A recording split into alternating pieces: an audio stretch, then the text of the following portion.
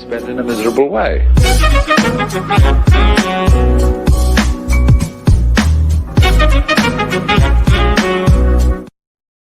U.S. News: freezing conditions in Brooklyn federal lockup violate prisoners' human rights, say protest. Freezing temperatures inside Brooklyn's giant federal lockup brought prisoners' relatives and a flurry of politicians to a protest Saturday to decry what some called a human rights violation.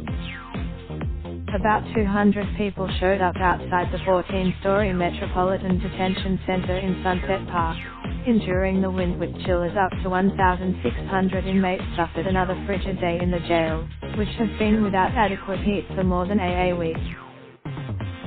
This is inhumane. Did it treat people?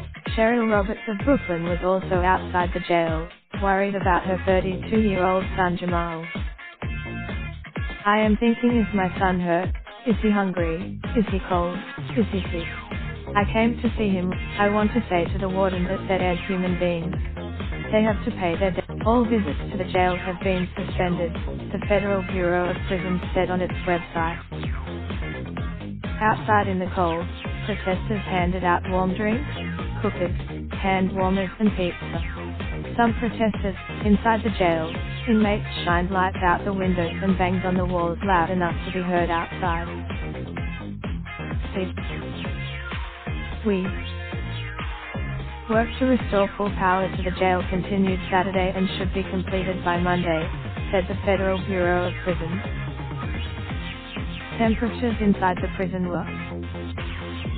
Deirdre Von Dorum, a lawyer with federal defenders of New York who toured the jail Friday night, said temperatures varied from cell to cell.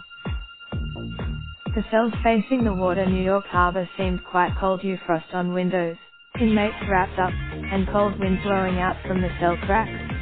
The cells facing, Von Dorum said she spoke to over 100 prisoners, and many were wrapped head to toe in towels, blankets and clothing layers. Inmates told her they have been entirely without heat since January the 27th. It was harrowing. Mayor de Blasio said he was trying to find way to see how city agencies can help the Bureau of Prisons deal with the crisis.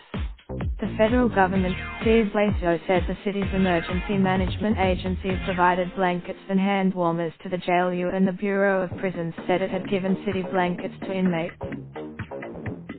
The city is also sending generators.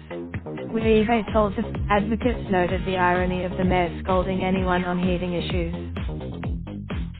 "Can you please also do something about the tens of thousands of Itcha residents who are without hot water right now in this bitterly cold weather?"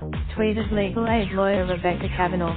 "You know, the city council member Brad Lander visited Saturday, and called the lack of action to fix the heat a human rights violation." In a tweet.